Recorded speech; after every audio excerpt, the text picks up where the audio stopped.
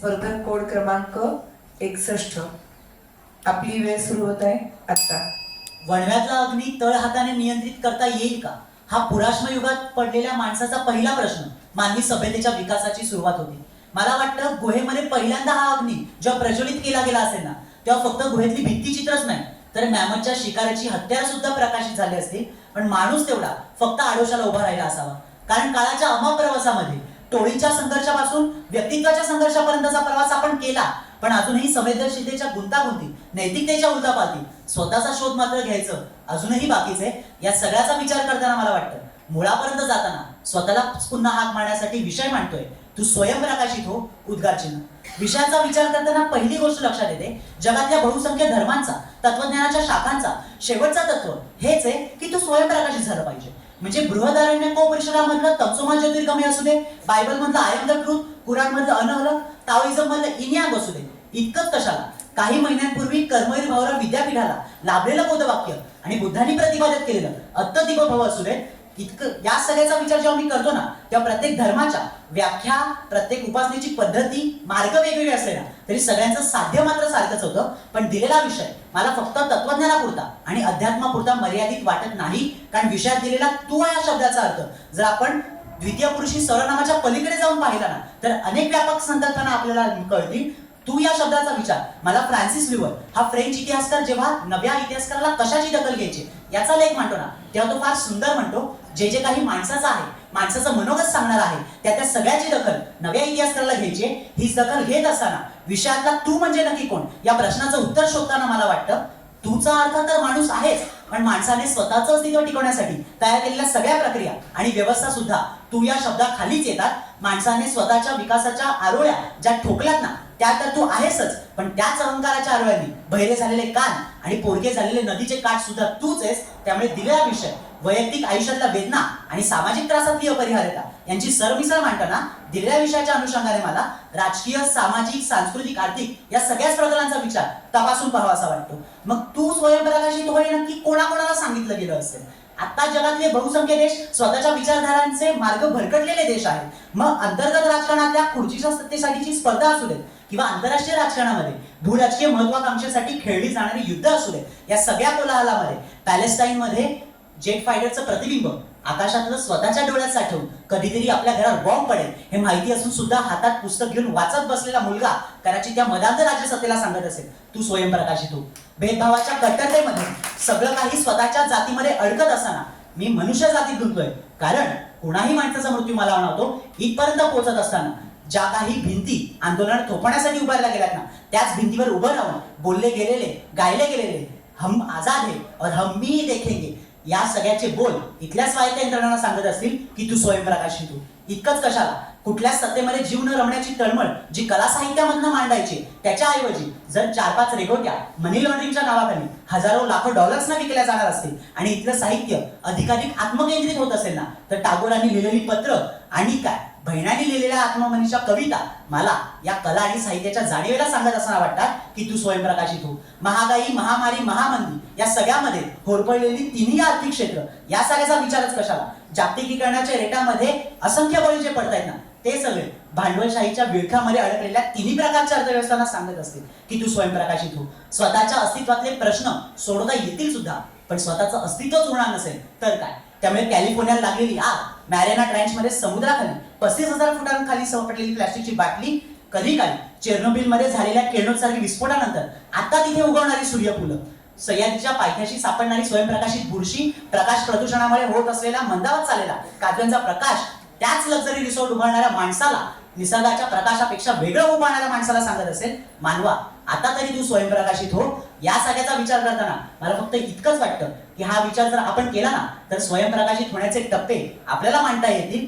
खरं तर कोरोना काळ आला होता, पण स्वतःची तकलोतून निर्मिती आणि आपली क्षणभंगुरता सिद्ध करण्यासाठी आलेला कोरोना काळ कदाचित हेच सांगण्यासाठी आला होता की तू माणसा स्वयंप्रकाशित झालं पाहिजे. कारण आपण जे भेदाभेदांमध्ये जगतोय ना त्या भेदांच्या पलीकडे आपल्याला जाता आलं पाहिजे. पण हे सगळं सांगण्यासाठी आपल्याला आयुष्यामध्ये प्रत्येक निमित्ताची गरजच कशाला भासते? म्हणजे वैयक्तिक आयुष्याचा विचार करताना कुठल्या तरी गुरुची आणि समाजामध्ये कुठल्या तरी नायकाची गरज सतत आपल्याला भासत असते. एक विद्यार्थी म्हणून या सगळ्याकडे पाहत असताना मला वाटतं स्वतःचं कार्य अंतःप्रेरणेनं स्वतःच्याच पातळीवर करत राहणं आपल्याला कधीच जमत नाही. म्हणून आयुष्याच्या प्रत्येक टप्प्यावर आपण कोण ना कोण आदर्श हा शोधतच असतो. आपल्या जगण्याच्या विचार पद्धतीला कुठला तरी टेकू मिळावा हा साधा हेतू त्यामागे असतो. आणि या सगळ्याच्या पलीकडे जाऊन कुठल्याही नायकांची आदर्शाची भीती न बाळगता आणि त्यांची वाट न बघता स्वतःच्या पातळीवर स्वतःचं कार्य करणं म्हणजे स्वयंप्रकाशित होणं आहे. कारण जो जो समाजाचा नायक असतो ना तेच पुढे समाजाचे देव बनतात आणि मग महापुरुषांच्या विचारांची पोथी होते. स्वयंप्रकाशित झालेल्यांच्या विचारांची आपल्याला मदत होईलही, पण शेवटी मात्र स्वतःच्या बळावरच आपल्याला स्वयंप्रकाशित व्हावं लागेल. या सगळ्याचा विचार मांडताना मला हेही म्हणावंसं वाटतं, कदाचित तू स्वयंप्रकाशित हो हे वाक्य पूर्णत्वास गेल्यानंतर काय, तिथे मात्र बरेच झोके आहेत. म्हणजे नरेंद्र दाभोळकर, सॉक्रेटिस, मॅल्कॉम एक्स ही यादी न संपणारी आहे. या सगळ्याचा विचार करताना तुम्हाला हे लक्षात घ्यावं लागेल की स्वतःभोवती फक्त प्रकाशाचं वलय निर्माण करणं म्हणजे स्वयंप्रकाशित असणं होत नाही, तर सूर्यासारखं स्वतः सतत जळत राहून सगळ्यांचं आयुष्य उजळणं म्हणजे स्वयंप्रकाशित होणं असतं. ज्यांना प्रकाशाचीच भीती वाटते ना, अशा प्रकाशाची भीती वाटणाऱ्यांना प्रकाश वाटा निर्माण करणारे डॉक्टर प्रकाश आंबेड सारखे व्यक्ती मला खऱ्या अर्थाने स्वयंप्रकाशित वाटायला लागतात. पण असे काही अपवाद सोडले तर बरेच फसवे धूमकेतू आपल्याला समाजात आताही दिसत आहेत. 1909 ला साताऱ्याच्या कृष्णाजी दीक्षितांनी धूमकेतू स्वयंप्रकाशित आहे की परप्रकाशित आहे यावर विज्ञानपर पुस्तक लिहिलं होतं. त्यामध्ये एक सिद्धांत मांडला होता, ज्या गोष्टीतून निघालेले प्रकाशाच्या किरणांचं ध्रुवीकरण होतं ना ती गोष्ट स्वयंप्रकाशित कधीच नसते. मला हाच विज्ञानाचा नियम छद्मप्रवृत्तीनं लावासा वाटतो. मग कधी काळी जो ओशो म्हणायचा की मोहमायापासून दूर राहा, तोच ओशो सेक्सकट उभारायला लागतो ना, किंवा प्रेमाच्या भावनेमध्ये भावनावश करून जेव्हा तरुणाई थिरकायला लागते, त्या जगप्रसिद्ध जॉन लेनन जेव्हा त्याच्याच पत्नीवर अमानुष मारहाण करायला लागतो ना, तेव्हा मला वाटतं या सगळ्या फसव्या धूमकेतूंच्या उद्गारापासून आपण जर उपदेशांपासून जर लांब राहिलो ना तर विषयाच्या शेवटी दिलेलं उद्गार चिन्ह सुद्धा कळेल. सामाजिक सांस्कृतिक पडझड मांडल्यानंतरही वैयक्तिक आयुष्यातले दुःख कधीच दूर होत नाही. म्हणजे दिवसभर सेठ गोविंददासांच्या कादंबरीमधली इंदुमती म्हणत आपल्याला रडत राहावं लागतं आणि रात्री मात्र चार्ल्स बुकोव्स्कीच्या कविता वाचत इथली तरुणाई रडत राहणार असेल ना, तर ही उद्विग्नता दूर करण्यासाठी कधीतरी ज्ञानेश्वरांसारखं स्वतःला कुठे बंद करून घ्यावं आणि शोधावी एखादी मुक्ताई, हे सांगण्यासाठी की तुला कुठल्याच मुक्ताईची गरज नाही, कारण अगदी तिच्याच शब्दात स्वतः तरुणी विश्वास आणण्याचं सामर्थ्य तुझ्याच अंगी. धन्यवाद.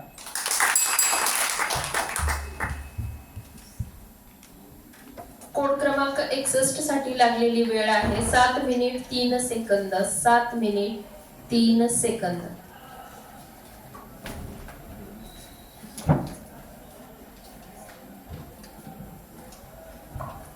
आता गेलेला स्पर्धक कोड क्रमांक आहे 11 आणि त्यांनी काढलेल्या स्पर्धक कोड क्रमांकाची चिठ्ठी आहे 36.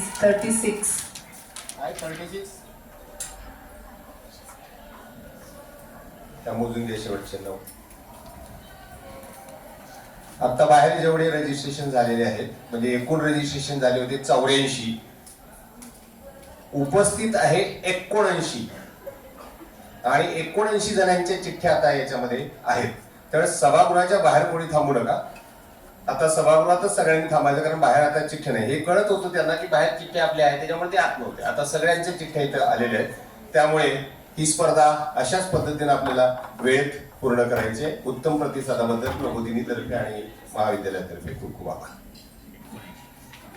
स्पर्धक कोड क्रमांक 11, आपण तयार आहात?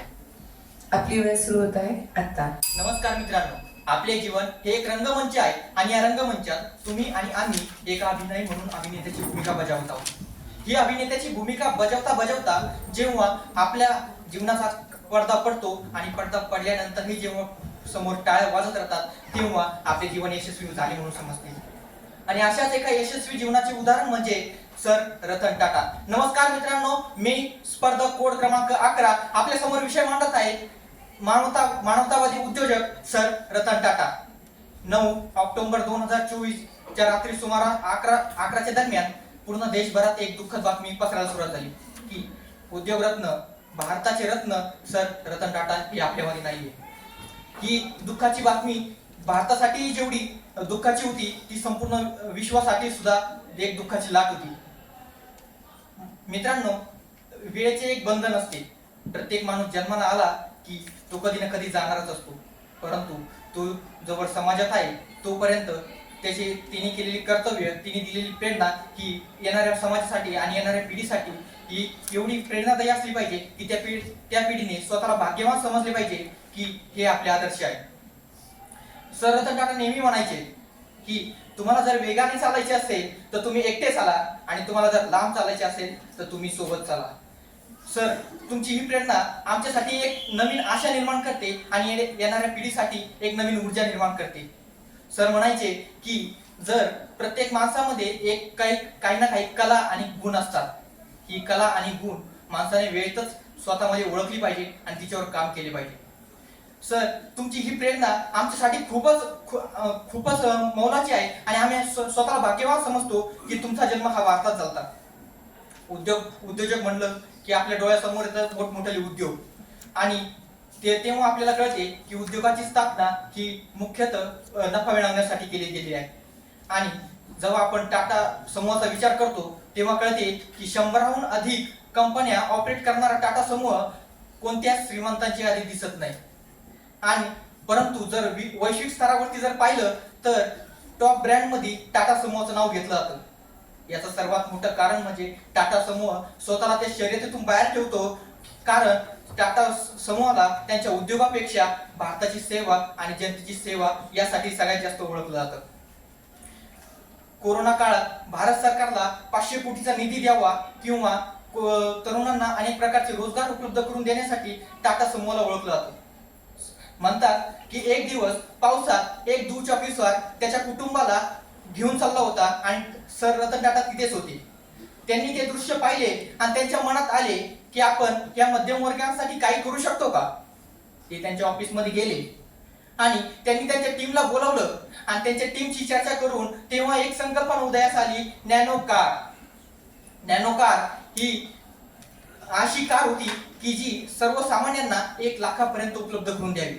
परंतु काही कारणास्तव तिची किंमत 1 लाखापेक्षा जास्त झाली आणि ती मार्केटमध्ये फ्लॉप झाली. परंतु सामान्य माणसाला, मध्यमवर्गीय कुटुंबाला अतिशय स्वस्त दरात कार उपलब्ध करून देण्याचं स्वप्न सर तुम्हीच पाहू शकता. अभिमान आहे सर आम्हाला तुमचा. सर, तुम्ही तुमचे जीवन संपूर्ण हे अविवाहित गुजरले आहे. एका रिपोर्टरने सर रतन टाटा यांचा इंटरव्ह्यू घेतला. त्यांना विचारले, सर तुम्हाला कधी प्रेम झाले का. सर रतन टाटा म्हणाले की हो झाले, परंतु जेव्हा तिच्याशी लग्न करायची वेळ आली तेव्हा 1962 साली इंडो चायना वार सुरू झाला आणि तेव्हा तिचे घरचे तिला इंडियामध्ये पाठवण्यास नकार दिला. त्यामुळे मी तिच्या आठवणीत आयुष्यभर अविवाहित राहिलो. सर रतन टाटा यांच्या उद्योग समूहामध्ये जवळपास भारतात 9,39,502 एवढे रोजगार उपलब्ध आहेत. आपण 9,39,000 कोटी ते 9,39,502 ही जरी संख्या 140 कोटीच्या तुलनेत कमी असली तरी पण 9,39,502 च्या कुटुंबात म्हणजे जवळपास 30 ते 35 लाख लोक डायरेक्ट प्रभावित आहेत.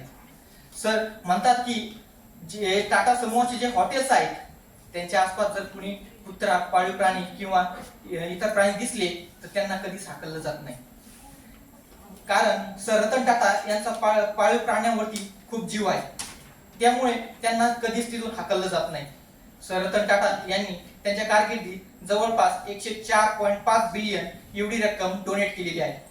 ही रक्कम एवढी मोठी आहे की आताच्या सध्याचे जे बिलियनर आहेत त्यांची पूर्ण संपत्ती सुद्धा एवढी नाहीये की ती रक्कम एवढी आहे. सर रतन टाटा यांना इंग्लंडमध्ये एक पुरस्कार जाहीर झाला, परंतु तो पुरस्कार घेण्याच्या वेळी त्यांच्या एका पाळीव कुत्र्याची तब्येत बिघडली. सर रतन टाटा यांनी त्यांना पत्र लिहून सांगितले की माझा कुत्रा आजारी आहे, मी येऊ शकत नाही. सर असे मानवतावादी सर रतन टाटा यांचा खरंच आम्हाला अभिमान आहे. सर तुम्ही भले तुम्हाला भारतरत्न भेटलेला नसेल पण तुम्ही भारताचे रत्न आहात याचा अभिमान आहे. धन्यवाद.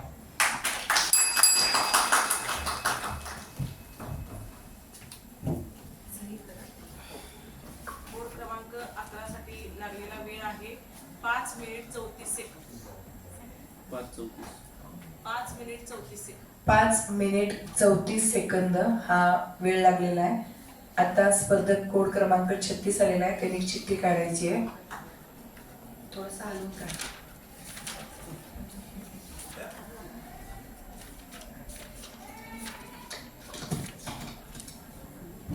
यानंतर स्पर्धक कोड क्रमांक आहे 71. हातवर करा. स्पर्धक कोड क्रमांक 36 आपण तयार आहात. आपली वेळ सुरू होत आहे आता.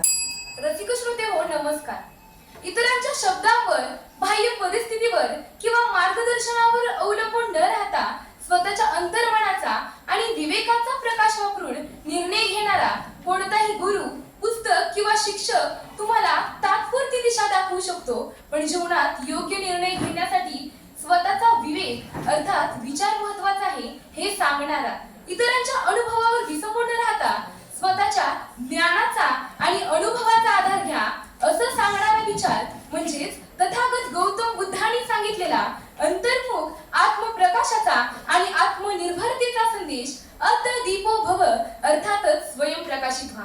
म्हणूनच नमस्कार, मी स्पर्धक कोड क्रमांक 36 व्यासपीठाने दिलेल्या विषयावर समीक्षात्मक मांडणी करताना विषय बोलते तू स्वयंप्रकाशित हो. राष्ट्रपिता महात्मा गांधी म्हणतात की स्वावलंबन हीच खरी संपत्ती आहे. जेव्हा आपण स्वतःच्या श्रमावर अवलंबून असतो तेव्हा आपल्याला खरी स्वतंत्रता मिळते. म्हणजेच त्यांच्या मते स्वावलंबन हेच व्यक्ती आणि राष्ट्राच्या प्रगतीचे मुख्य साधन आहे. तर स्वामी विवेकानंद म्हणतात, स्वतःवर विश्वास ठेवा, कारण हा विश्वास तुम्हाला जग जिंकण्यासाठी प्रेरित करतो. एकूणातच काय तर सर्वसमावेशक दृष्टिकोनातून सर्व गोष्टींमध्ये स्वावलंबी होणे म्हणजे स्वयंप्रकाशित होणे असा याचा अर्थ होतो असं मला वाटतं. मग ही स्वयंप्रकाशित होण्याची प्रेरणा कधी आम्हाला भला मोठा खडीसाखरेचा खडा उचलून येणाऱ्या त्या मुंगीमध्ये दिसते, तर कधी निसर्गाची अद्भुत कारिगिरी असणाऱ्या त्या सुगरिणीच्या घरट्यामध्ये दिसते. मित्रहो, या विषयाला मला विविध दृष्टिकोनातून समजावून घेणं गरजेचं वाटतं. जर आध्यात्मिक दृष्टिकोनातून या विषयाकडे बघायचं झालं तर स्वतःच्या प्रकाशाने प्रकाशित होणारे सत्य किंवा ज्ञान असा याचा अर्थ होतो असं मला वाटतं. कारण आत्मा हा स्वतः प्रकाशित असतो, ज्याला बाह्य साधनांची गरज नसते. जर वैज्ञानिक दृष्टिकोनातून समजावून घ्यायचं म्हटलं तर स्वतः प्रकाश उत्पन्न करणारे घटक म्हणजे सूर्य, तारी किंवा अग्नी यांसारख्या वस्तू स्वतः प्रकाश निर्माण करतात, त्यामुळे त्या स्वयंप्रकाशित आहेत. जर साहित्यिक दृष्टिकोनातून समजावून घ्यायचं झालं तर स्वतःच्या मेहनतीने किंवा बाह्य मदतीशिवाय प्रकाशित होणारे लेखन कार्य म्हणजेच ज्या लेखकांनी स्वतःचं पुस्तक प्रकाशन केलं म्हणजे स्वयंप्रकाशन असा याचा अर्थ होतो असं मला वाटतं. मग याच लेखकाने पारंपरिक प्रकाशकाशिवाय पुस्तकाची निर्मिती केली असल्याचा अर्थ होतो. म्हणूनच आजच्या डिजिटल युगात स्वयंप्रकाशन हे लेखन क्षेत्रातील स्वावलंबनाचे एक प्रतीक मानले जाते. जर मानसिक दृष्टिकोनातून समजावून घ्यायचं झालं तर स्वतःचा मार्ग स्वतः निर्माण करणारा म्हणजे किंवा प्रेरणा देणारा म्हणजे स्वतःच्या प्रयत्नातून यशस्वी होणारी व्यक्ती अशा व्यक्तींना स्वयंप्रकाशित म्हणता येईल. तर कला व सौंदर्याच्या दृष्टिकोनातून ज्या गोष्टी स्वतःच्या सौंदर्यामुळे प्रकाशित होतात म्हणजे चित्रकलेतील किंवा वस्तुकलेतील काही निर्मिती स्वयंप्रकाशित वाटतात, कारण त्या स्वतःच आपलं महत्त्व स्पष्ट करतात. जर आर्थिक दृष्टिकोनातून समजावून घ्यायचं झालं तर स्वतःच्या कष्टावर उभे राहणारे म्हणजेच ज्या उद्योगांनी स्वतःच्या संसाधनावर प्रगती केली त्या उद्योगांना स्वयंप्रकाशित उद्योग म्हणता येईल. म्हणजे स्वयंप्रकाशित या शब्दाचा अर्थ विविध संदर्भात बदलतो, पण सर्वत्र त्याचा गाभा असा आहे की ज्या गोष्टींना स्वतःचं वेगळं स्थान आणि तेज असतं, ज्या गोष्टींना बाह्य आधाराची आवश्यकता नाही. पण स्वयंप्रकाशित होणं म्हणजे स्वतः प्रकाशित होणं इथपर्यंतच मर्यादित नाही, तर स्वतः प्रकाशित होऊन इतरांना देखील प्रकाशित केलं पाहिजे हा मूळ उद्देश या विषयाचा असायला हवा. कारण स्वार्थी होणं म्हणजे स्वयंप्रकाशित होणं असं होऊ शकत नाही. प्रकाश हे सत्याचं प्रतिरूप आहे, म्हणून प्रकाशाचं प्रतिरूप स्वार्थ कधीच होऊ शकत नाही. एकूणातच काय तर आमचे आदर्श देखील स्वयंप्रकाशित होऊन जगाला प्रकाशित करणारे असायला हवेत. जसं की मदर टेरेसा यांनी संपूर्ण जीवन उपेक्षित, गरीब आणि रुग्णांसाठी समर्पित केलं. त्यांच्या हसण्यावरून आणि कृपाळूपणावरून त्यांच्या माणुसकीचा प्रकाश जगभर पसरला. तर तुझ्या ज्ञानाचा दीप स्वतः पेटव, जग तुला नक्की ओळखेल असं म्हणत स्वामी विवेकानंदांनी जगाला प्रकाशमान केलं. तर डॉक्टर बाबासाहेब आंबेडकरांनी शिक्षणासाठीचा संघर्ष सांगताना म्हणतात, स्वतः शिकून प्रकाशित व्हा आणि इतरांनाही समाजालाही दिशा द्या. एकूणातच काय तर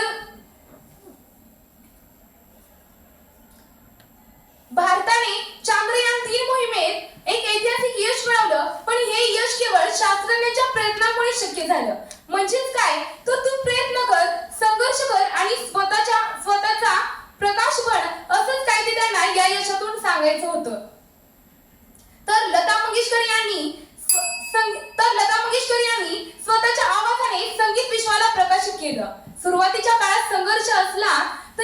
स्वतःची ओळख निर्माण केली आणि संगीत क्षेत्रात आपला प्रकाश प्रज्वलित केला. तो थॉमस अल्वा एडिसन यांनी हजारो वेळा अपयश येऊनही अखेर विजेचा दिवा निर्माण केला आणि सबंध जगाचा भौतिक जीवनातील अंधार दूर केला. मित्रहो, म्हणूनच या सर्व गोष्टींचा परिपाक म्हणून एवढंच लक्षात येतं की प्रकाश बाहेर शोधायची गरज नाही, तो तुमच्या आत आहे. तुमच्या ज्ञान, मेहनत आणि आत्मविश्वासाचा दीप प्रज्वलित करा आणि यामधून इतरांनाही प्रेरणा द्या. हाच खरा आपल्या जीवनाचा उद्देश असायला हवा आणि तेव्हाच खऱ्या अर्थाने व्यासपीठाने दिलेला हा विषय सार्थकी लागला असं आपल्याला म्हणता येईल. मनःपूर्वक धन्यवाद. कोड क्रमांक 36 साठी लागलेला वेळ आहे 5 मिनिट 49 सेकंद. 5 minute 49 second. माझी एक सूचना या ठिकाणी आहे की बरेचसे विद्यार्थ्यांनी बॅरिस्टर PG पाटील वक्तृत्व स्पर्धेसाठी नाव नोंदवलं असेल, ज्यांची आता या ठिकाणी तयारीची भाषणं झालेली आहेत आणि त्यांनी त्या स्पर्धेसाठी नाव नोंदणी केली असेल तर त्यांनी त्या स्पर्धेसाठी ए बिल्डिंग मधल्या A1 11 या हॉलमध्ये स्पर्धेसाठी आपण जाणार असाल तर जाऊ शकता. आता स्पर्धक कोड क्रमांक 71 आलेला आहे आणि त्यांनी दिलेल्या स्पर्धक कोड क्रमांकाचे नंबर आहे